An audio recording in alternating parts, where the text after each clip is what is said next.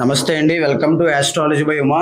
ఈరోజు కార్తీక పురాణంలో 6వ అధ్యాయము దీపదాన విధి, అంటే దీపాన్ని ఎలా వెలిగించి దానంగా ఇవ్వాలి, వెలిగించి దానంగా ఇవ్వడం వల్ల వచ్చేటువంటి మహత్యం ఏమిటి ఈరోజు తెలుసుకుందాం. ఓ రాజశ్రేష్ఠుడా, ఏ మానవుడు కార్తీక మాసము నెల రోజులు పరమేశ్వరుని శ్రీ మహావిష్ణువును పంచామృత స్నానము చేయించి కస్తూరి కలిపిన మంచి గంధపు నీటితో భక్తితో పూజించునో అట్టి వానికి అశ్వమేధ యాగము చేసినంత పుణ్యము దక్కును.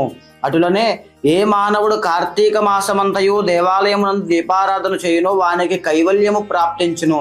ఎవరైతే నెల రోజులు కార్తీక మాసంలో శివాలయంలో దీపం వెలిగిస్తారో వాళ్ళకి ముక్తి అనేది ప్రసాదిస్తాడట. దీపదానం చేయుట ఎటులైన పైడి వర్తి పిండితో కానీ ప్రమిత వలె చేసి ఒత్తులు చేసి, అంటే ఇక్కడ అర్థము దీపదానం ఎలా చేయాలి, దీపాన్ని ఎలా తయారు చేయాలి అంటే ముందుగా పిండితో కానీ ఉసిరికాయని దీప ప్రమిదలాగా భావించి దానిపైన ఒత్తి వేసి ఆవు నెయ్యి ఒత్తితో దీపం వెలిగించవచ్చు అని చెప్తున్నారు.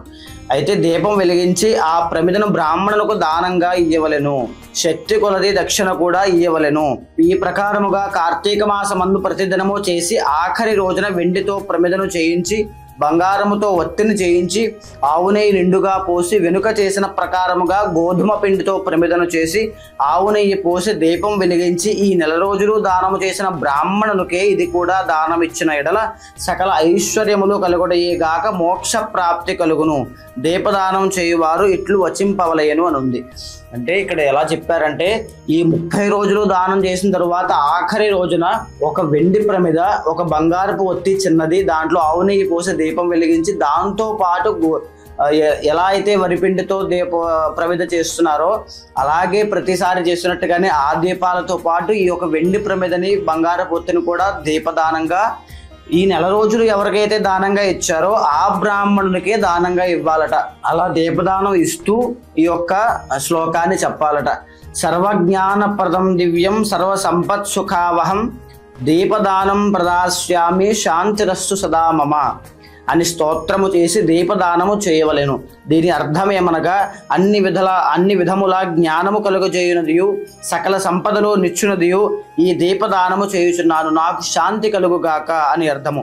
ఈ విధముగా దీపదానము చేసిన బ్రాహ్మణుడు చేసిన తరువాత బ్రాహ్మణ సమారాధన చేయవలెను. దీపదానం చేసిన తర్వాత బ్రాహ్మణుడికి భోజనం పెట్టడం చాలా శ్రేష్టమట. శక్తి లేని ఎడల 10 మంది బ్రాహ్మణులకైనను భోజనమిడి దక్షిణ తాంబూలములు ఇవ్వవలెను. అంటే ఒకవేళ అలా పెట్టలేకపోతే కనీసం 10 మంది బ్రాహ్మణులకు స్వయం పాకం ఇచ్చి వాళ్ళకి దక్షిణ ఇవ్వాలట. ఈ విధంగా పురుషులు కానీ స్త్రీలు కానీ ఏ ఒక్కరు చేసినను సిరి సంపదలు, విద్యాభివృద్ధి, ఆయుర్వృద్ధి కలిగి సుఖింతురు. దీనిని గురించి ఒక ఇతిహాసము కలదు, దాన్ని వివరించదును ఆలకింపమని వశిష్ఠుడు జనకుడితో ఇట్లు చెప్పసాగాను. అయితే ఇలాగా ఈ చేయడం వల్ల వచ్చేటువంటి మహత్యం ఎలా ఉంటుందో చెప్పేటువంటి ఒక కథ ఉన్నది, అది చెప్తున్నాను విను అని చెప్పి జనక మహారాజు వశిష్ఠ మహాముని చెప్తున్నారట, వినండి. లుబ్ధ వితంతువు స్వర్గమున కేగుట, దీని యొక్క టైటిల్. పూర్వకాలమున ద్రవిడ దేశంబునందొక గ్రామమున ఒక స్త్రీ కలదు. ద్రవిడ దేశంలో ఒక స్త్రీ ఉందట. ఆమెకు పెండ్లైన కొలది కాలమునకే భర్త చనిపోయాను. పెండ్లైన చాలా తక్కువ టైంకే హస్బెండ్ చనిపోయారట. సంతానము కానీ ఆఖరికి బంధువులు కానీ లేరు, ఎవ్వరూ లేరట. అందుచే ఆమె ఇతరుల ఇంట్లో దాసి పని చేయుచు అక్కడనే భుజించుచు ఒకవేళ వారి సంతోషము కొలది ఏమైనా వస్తువులు ఇచ్చిన ఎడల ఆ వస్తువులను ఇతరులకు హెచ్చు ధరకు అమ్ముకొనుచు ఆ విధముగా తన వద్ద పోగైన సొమ్మును వడ్డీలకు ఇచ్చి మరింత డబ్బును కూడబెట్టుకొనుచు దొంగలించి తీసుకువచ్చిన వస్తువులను తక్కువ ధరకు కొని ఇతరులకు ఎక్కువ ధరకు అమ్ముకొనిచి సొమ్ము కూడబెట్టుకొనుచుండెను. అలా దాస్యమును చేస్తూ వాళ్ళు ఇచ్చేటువంటి వస్తువుల్ని ఎక్కువ ధరకు అమ్ముకోవడము, వచ్చిన డబ్బులు వడ్డీకి ఇవ్వడము, ఇలాంటి పనులను చేసుకుంటూ డబ్బులు పోగు చేసుకునేదట. ఈ విధముగా కూడబెట్టిన ధనమును వడ్డీలకిస్తూ శ్రీమంతుల ఇంటలో దాసీ పనులు చేస్తూ తన మాటలతో వారిని మంచి చేసుకుని జీవించుచుండెను. ఎంత సంపాదించననేమి ఆమె ఒక్క దినమును కూడా ఉపవాసమును కానీ దేవుని మనసారా ధ్యానించుట కానీ చేసి ఎరగదు. పైగా వ్రతములు చేసిన వారిని, తీర్థయాత్రలకు వెళ్లే వారిని చూసి అవహేళన చేసి ఏ ఒక్క భిక్షగానికి పిడుకుడు బియ్యమైన పెట్టక తాను తినక ధనమును కూడబెట్టుకొని చుండెడిది. అటులో కొంతకాలము జరిగెను. ఒక రోజున ఒక బ్రాహ్మణుడు శ్రీరంగములోని శ్రీ రంగనాయకులను సేవించుటకు బయలుదేరి మార్గ మధ్యమున ఈ స్త్రీ ఉన్న గ్రామమునకు వచ్చి ఆ దినమును అక్కడొక సత్రములో మజిలీ చేశాను, అంటే స్టే ఉన్నారట. అతడు ఆ గ్రామంలోని మంచి చెడ్డలను తెలుసుకుని ఆ పిసినారి స్త్రీ సంగతి కూడా తెలుసుకుని ఆమె కడుకు వెళ్ళి, అమ్మా, నా హితవచనములు ఆలకింపుము. నీకు కోపం వచ్చినా సరే నేను చెప్పుచున్న మాటలను ఆలకింపుము. మన శరీరములు శాశ్వతము కావు, నీటి బుడగలు వంటివి. ఏ క్షణములో మృత్యువు మనల్ని తీసుకుని పోవునో ఎవ్వరూ చెప్పలేరు. పంచభూతములు సప్తధాతువులతో నిర్మించబడిన ఈ శరీరములోని ప్రాణమును జీవము పోగానే చర్మము మాంసము కుళ్ళి దుర్వాసన కొట్టి అసహ్యముగా తయారగును. అటువంటి ఈ శరీరాన్ని నీవు నిత్యమని భ్రమించుచున్నావు. ఇది అజ్ఞానముతో కూడిన దురాలోచన. తల్లి, నీవు బాగా ఆలోచించుకునుము.